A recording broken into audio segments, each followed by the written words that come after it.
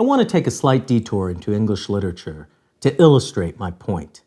Specifically, I'd like to travel back to the Middle Ages, to the poetry of Geoffrey Chaucer.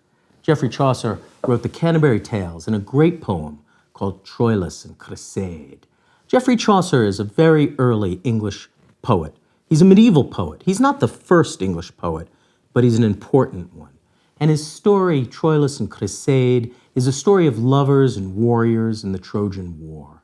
It's really a fantastic read, and it exists in a number of manuscripts. Of course, this is the Middle Ages, before the printing press, so these are handmade books. One book in Cambridge, it's held in a Cambridge library, is particularly impressive. It's lavishly illustrated, really beautiful hand illustrations, and I've put the opening illustration, the frontispiece, online so you can see it.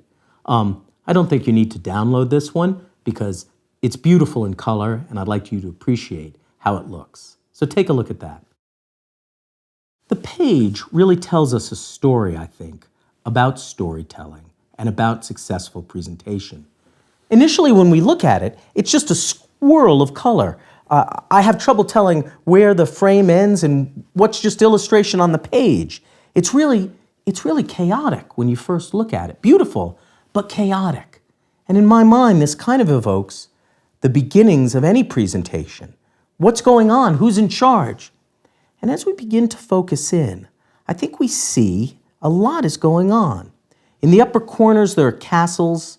Beneath that, there seems to be a row of people walking on a bridge towards one castle. In the bottom, there are these almost pre-Raphaelite-looking women listening and sitting and perhaps talking, having their side conversations. And in the center is the speaker. I take that to be Chaucer. And he's telling his story, but he almost appears to be priestly, as if he's endowed with a kind of spiritual power that centers the entire illustration. And as he speaks, he seems to have forged a relationship with one individual, the man in gold, who a little lower than him looks up, the man's face partially erased by time, and they seem to have forged, amidst this busy scenery, they seem to have forged an intimacy together. So I see this as a story of successful presentation, a story of public presentation, as almost private communication. You can do that. You can do that because the greatest of public speakers, the most successful of presentations, are at once public and private. They communicate this kind of centering power, and they're able to make the speaker connect with individuals in the audience because his or her focus moves from those individuals, but makes a connection each time his or her eyes pass over them. If you do this, you will not just be successful, but you will be invulnerable. This brings us to Cuskin best practice number 10. Great speakers construct their brand and the field of play as one. What do I mean by that?